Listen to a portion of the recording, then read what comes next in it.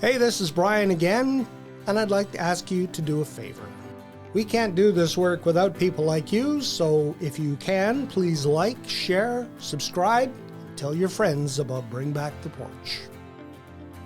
But it was a real immediate impact on my soul and the work that these individuals do. Yeah. And the things that they may be called upon to do. This episode of Bring Back the Porch brought to you by Bernie Leahy, River Street Realty. Let's get you home. So I'm here with Scott Hanelt, and he works for the fire service here in Medicine Hat. And you're not quite an on-duty regular firefighter, right? Well, we have different segments in the department. We have our suppression branch, we have our logistics and training branch, and then we have our community safety branch, which I head up. That safety branch consists of inspectors, investigators, public educators. Mm-hmm.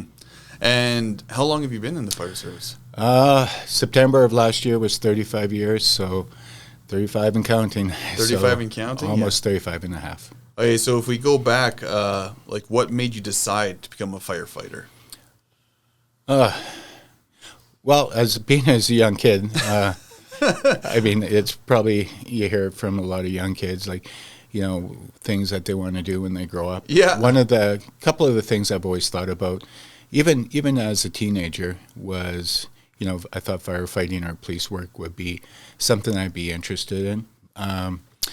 But back then I was pursuing hockey. I was trying to, be the hockey player, and every hockey player has hopes and dreams and aspirations of playing somewhere and doing something along those lines. When that reality sunk home that I wasn't going to continue with my hockey career,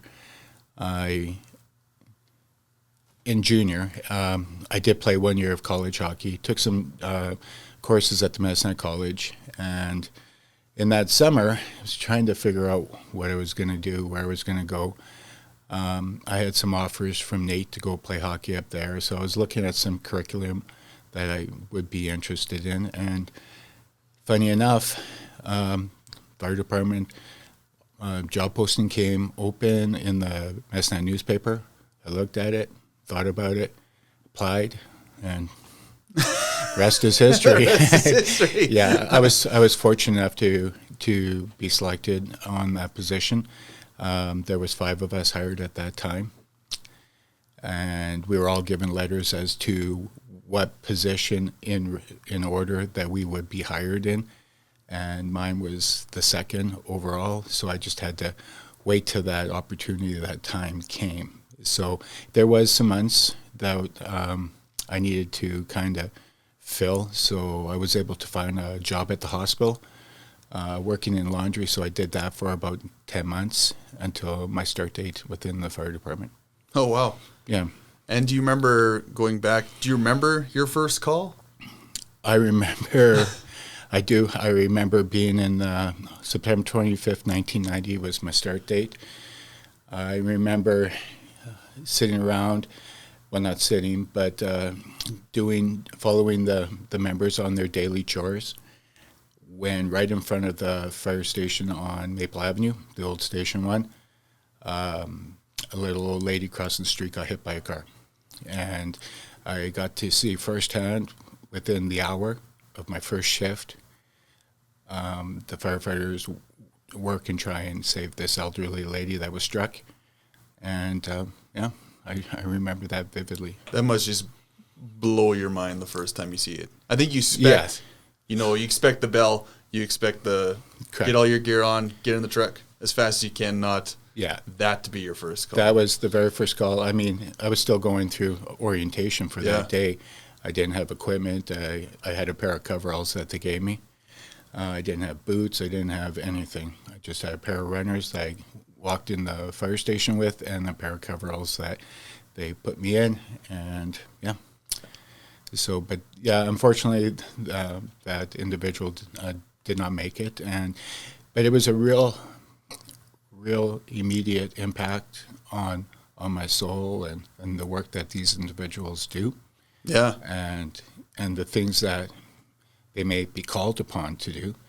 So, but I think that's a common misconception. People just think fire service, firefighter, that's all you're doing. No, far from it. Yeah. Like if you had a typical fire, like a fire officer here, they would go through all the things that they do, from medical to hazmat to river to, trapped individuals in vaults, or like it's basically anything that the other services don't do because of equipment or manpower, we get called on to do. And it can change daily, and it often does change daily, but the general firefighting, that's what those guys do. It is true, but they do a lot more. Yeah. And so over the years, you said you progressed to this where you are now. So what made you get into the investigation, inspecting side of it? Well, from 1990, my start, to 1999, I worked as a firefighter, getting close to and promoting to a senior firefighter. Then I was injured in the line of duty. I was doing a motor vehicle accident on the highway by 7 persons, and one of the tools that we used to extricate people from vehicles, what we used to call like the jaws of life. Yeah. It was the same tool, just a different device on it. It was a cutting tool, and then I hooked up what we call a hydraulic ram, because the dash collapsed on to the individual, and I needed to push the dash away. Unfortunately, the tool failed, not the tool, but the hydraulic line, and the hydraulic oil shot out under pressure, about 12,000 psi, and somehow made it under my mask and my helmet and everything. Oh, wow. And hit me in the eye, and ended up causing a lot of damage to where I needed numerous surgeries to fix. And as a result of that, I ended up becoming blind in my left eye. And through WCB and the legislation, I was reclassified into a different position. And that was within the fire prevention branch at that time. And I started a career path towards becoming an inspector and investigator in the fire prevention branch. Was there ever a part of you who just thought, okay, I guess I'm done? Or is it just the passion for the job and wanting to do it just made you want to keep going? There was definitely a little bit of concern back then. Yeah. You never know, right? Well, yeah. And so duty to accommodate is legislative. So I knew I was going to have something. Now, that duty to accommodate doesn't necessarily mean it has to be within the fire hall. So there was a time when other positions within the city were being looked at. But WCB became my friend a little bit, and they basically said to the city and that they need to find gainful, because it's gainful employment and meaningful employment. And this is a discussion that the city managers, our department managers, and WCB had, and they found that I could be moved into the fire prevention branch, and that would be considered gainful and meaningful employment, and that's what was offered to me. Oh, yeah, and we spoke a little bit before we started, some of the in-depth training you've gotten. Yeah. Well, after a point in time when I got moved into this branch, and I was fortunate because of the injury, I was given a lot of opportunities to train, right? And I was afforded some really good opportunities, and I found myself going down to the States, to the United States Fire Academy, which is part of Homeland Security FEMA school. I took some training in investigations down there. I met some people, some very insightful people that got me into some other training. I found myself training with certain members of the ATF, became friends, and it kind of just snowballed. And as a result of that, and that friendship I created with these individuals, I was afforded some really good training opportunities, and I was lucky enough really to be able to train under some really, really quality fire investigator explosion investigators with the ATF. I was given some opportunities that very few people in Canada have, or even have credentialing because of. And now, is it your job now? Like, do you still go on site to investigate fires, or do you find yourself more of a teaching role? Both, right?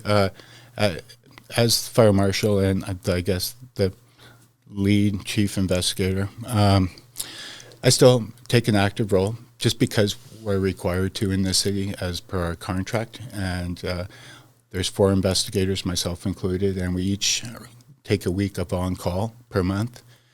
And and so I'm doing the same amount of investigations as my investigators do, which I like because I really do like the investigation side.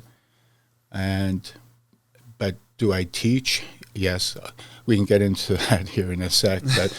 But I also, as a mentoring, I try and mentor my guys.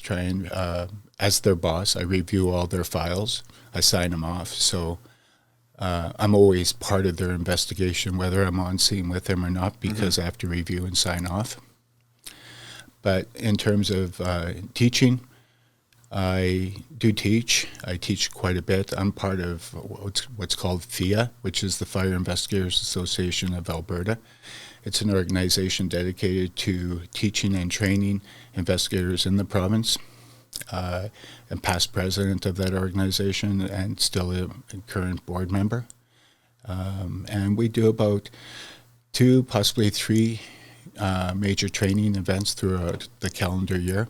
And we have membership from all over Alberta, BC, and Saskatchewan that will come to these training. Like what type of training or credentials goes into investigating? Well, in Alberta, we operate a little bit different. The same training and credentialing is the same across Canada as it is in North America. You need to have your NFPA 1033 standard for investigations and 1031 for inspections. All my guys, are inspectors, investigators. But in Alberta, we're a little bit different. We have the Alberta Safety Code Act and council. And because of that, there's a little more training that we have to do to meet those standards as well. But basically, we all meet the same standards with the NFPA. So that's the minimums. Our city, through conversations over the years, our city has adopted, because we need continuing education, right, to maintain certifications. And our city has been supportive and has allowed our guys to get extra training through NAFI, which is the National Association of Fire Investigators, and through IAAI, which is the International Association of Arson Investigators. The IAAI is a harder certifications, a little more work and involvement into maintaining and getting to those certifications. But our city has supported us in those, and it's a benefit to us, and it's a credit to them for doing it because it comes with a price tag. But they're very supportive on that. So all my guys are working through the process of getting those certifications. Now they're at varying degrees because they started at different times. But that's what they're doing. And what that shows is that there's continuing education. It's not like, we wrote a test 20 years ago and we haven't looked at it. That's not the case at all. We're continually training and continually meeting standards because codes and standards change. Court rulings change. How we investigate change. The science behind the investigations has changed. Years ago when I started, they used to look at crazing on glass as a possible indicator that an ignitable liquid was used. Has nothing. That's junk science. Now we know that, right? So things change. So the need to stay abreast of our training and the code changes and courtroom changes, like legal, precedents in the court, those all, we learn that all through continuing education. And especially now if my guys are ever called to give testimony on court. I've been qualified as an expert in court in both Court of Kings and Provincial Court, right, as an expert witness. Oh. And so, but that goes back to my training, right? Because some of those NFPA documents, if I'm being, let's say, the Crown wants to declare me on this particular court as an expert again, right? And just because I did it once doesn't mean I'm going to get it again. You have to go through the process. So it should become a little bit easier the more you do it, but I may have a defense that's trying to, refute that. He doesn't want me to be qualified because then I can give opinion testimony as well. So he's going to challenge me, and he's going to bring documents up, and he's going to bring, like the Dauber Challenge, which is an American that kind of made its way up here through Regina versus Moen and Regina versus LJL, which are different court rulings. But so you have to be cognizant of that, and being able to show that I've continually trained, I've continued with my skill sets, and those all blend into being deemed and qualified as an expert, right? Mm-hmm. So that's why it's important. Certifications are really the cornerstone of the investigation. It's pretty much, it's not like you see on TV, it's not CSI type stuff, but there is a lot of science to it, and understanding different aspects of a fire, right? Because we need to understand, fire growth, the potential. We need to understand thermodynamics, right? And thermometry, and, fire behaviors, and how things go, and how things are influenced by the geometry of a room or a structure, and that kind of stuff. So there's a lot to it. Mm-hmm. So is it like a lot of book learning, or is there hands-on training as well? Like in my head, am I picturing somebody's setting up a scene and you have to figure out? Initially, your investigations are a lot of, they're both. There's the theory portion, and then there's the actual, they'll recreate a burn, like they'll create a burn cell, and they'll set it, and then they know how it was done, and where it was set, and then you watch and train the investigators to go through and see if they can narrow down to the area of origin, and then to the point of origin, right? And that kind of stuff. So you're following their methodologies and how their pattern recognition and understanding fire behavior and just patterns. Like fire patterns actually really are two different things. They're either moving or their intensity. And being able to understand those will help you then identify fire effects, right? And then you just kind of build from there.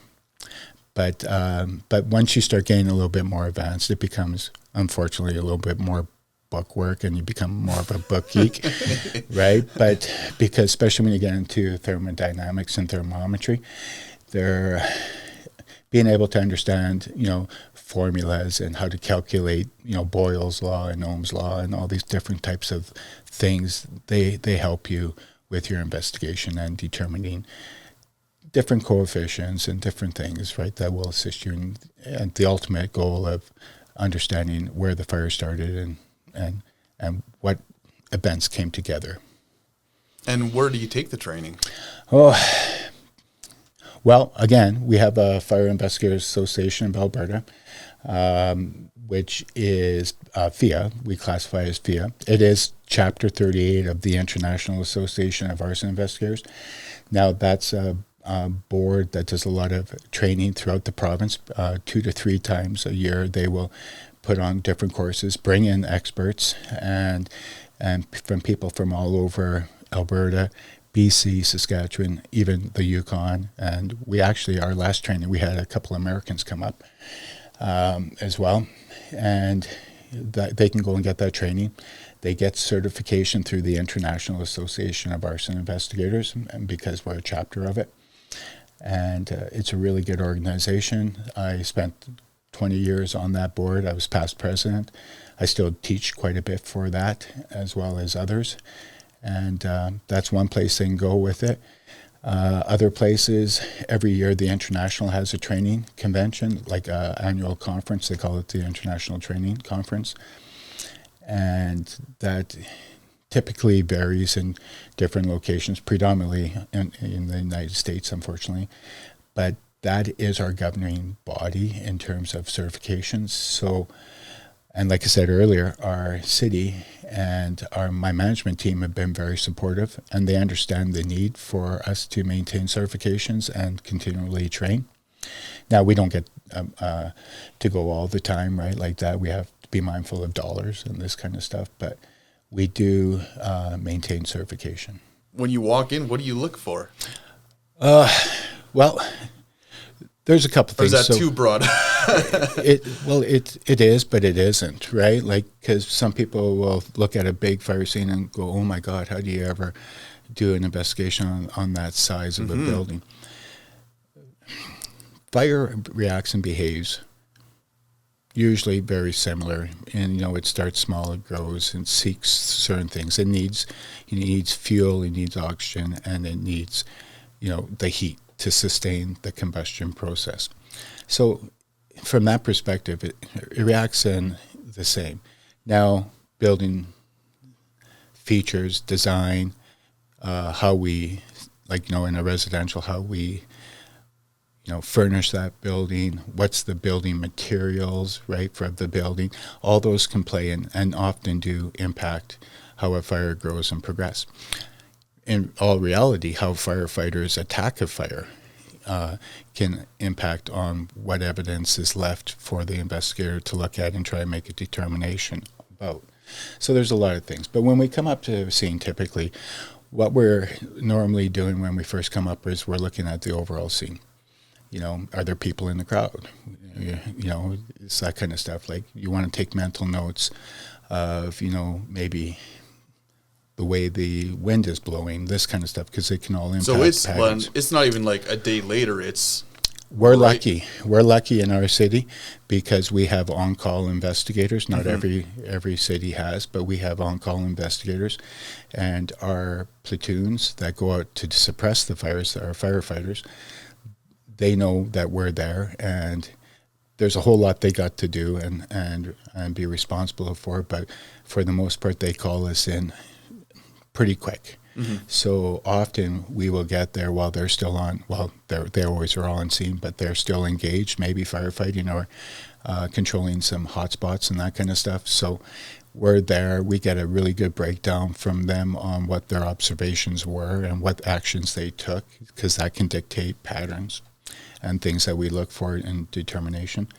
So, but we're looking at all those kind of things. And then when we do the investigation, we follow a scientific methodology, and we do a systematic approach on how we do an investigation. And some of the reasons we do that is we're ensuring that when we do an investigation, we're doing the same approach all the time. So if you're ever in court testifying and you get asked that question, you can say that, yeah, I'm consistent in my how I investigate a fire, how I approach the fire, how I document the fire, how I photograph the fire, and how I, do all that kind of stuff, right? Because those things might come into question, especially in court. So is it, can you tell if it's arson? Well, you always want to be really careful, right? It's easy to come in and make a preconceived notion on something. You can. It's a big blame game. You can, and there's two different perspectives of it, being a public fire investigator and a private fire investigators. Working for, like the city of Medicine, we're public. We're not worried about subrogation or trying to put a company on notice if there's blame. We're worried about what events came together to create the situation that caused the fire. So we're looking for origin and causation of the fire. So it's a little bit different in that perspective, but at the end of the day, you're still trying to determine that. But when you come in, there are often times where a fire could have suspicious undertones, but you want to be really careful on that, right? Because you don't want to go in with a preconceived notion because it can impartial. Correct. You got to be very careful on creating confirmation bias, right, or something to that. Where, if I think it's this electrical plug here, and I can steer my investigation to prove and show evidence to support that, but that's not doing a good investigation, right? You want to try and build up series of, hypotheses as to what could have happened. And then you go through the process of not trying to determine and, if that is, you go through the process of trying to disprove it, right, and see what's left. So one of the... You don't want to prove your own theory. No, you want to see what's left and what's still standing. So one of the best examples of what people ask me about that, like, how do you try and find the needle in the haystack? I said, I don't look for the needle, I remove the hay. And then I see what's left, right? And that is a good investigation approach, right? You're doing due diligence on it, you're building up your process. And the part of the scientific method is, identifying the need, inducing different hypotheses, going through the process of trying to, dismiss them, deduce them, and then at the end of the day, seeing what's left. And if it can be your final conclusion, great. And if it can't, because let's say you have a couple that are still remaining, that fire then sits like as an undetermined causation, right? Not all the time can you figure out exactly what events came together to create that scenario. Because that's the one thing about investigating a fire, especially a complete loss or even a motor vehicle, which, if it's out in the field and, you might think, well, it's out in the field, maybe somebody stole it and burnt it up, insurance, whatever, right? But you have to prove it. Like, knowing something and proving something are very different, right? So, and then trying to be impartial in the process of doing it. And we're very careful. We don't ever classify arson. Arson is a criminal act. We call it incendiary. Now, the definitions are basically the same. But the difference, like, people go, what's the difference? Well, we're not police officers. We don't have arresting powers. And arson pretty much is putting a person to an event. Right, so we don't give that analogy. We call it incendiary. Okay. Yeah. And your years of experience, are there any anything you can tell people? Like, what are the most common types that you see? A preventable fire, I guess. Safety wise, I guess. I think from that perspective, probably our biggest ones are still kitchen fires, right? Like, like we have a lot of those. However, last year wasn't our biggest cause of fire, but preventable ones, those, right? Even careless discarding of smoker's material. Like, every year we'll have the carelessly discarded smokers material, or just cigarette butts that are butted out in dried out, like, peat moss type, like peat soil, like in an outdoor pot that's dry. It's maybe sat there all winter and somebody's on deck, and believe it or not, we have those type of fires, right? So those are some of the things that are preventable. I mean, just proper steps to ensure, like, especially in the kitchen, like, don't leave unattended cooking, right? Like, I had a dryer fire not that long ago, and then the night before I had it was 2 nights before, pardon me, a kitchen fire where the lady, a younger lady, was cooking on the stove, and then she was running, like, doing, like, multitasking, just doing some housework and cleaning, and she said she just went downstairs for a couple minutes, and probably a little longer then, but, she's doing some stuff, and all of a sudden she hears the fire alarm. So she comes upstairs, and now she's got a grease fire, like a pot on the stove type thing. It was a frying pan, pardon me. And now her kitchen cabinets are involved too, right? So she did smother it, and she did turn off the stove, and so she did everything right, except she was unattended cooking. Yeah. Right? So, but those little simple things, can turn into big things, and just simple actions like that can have consequences, right?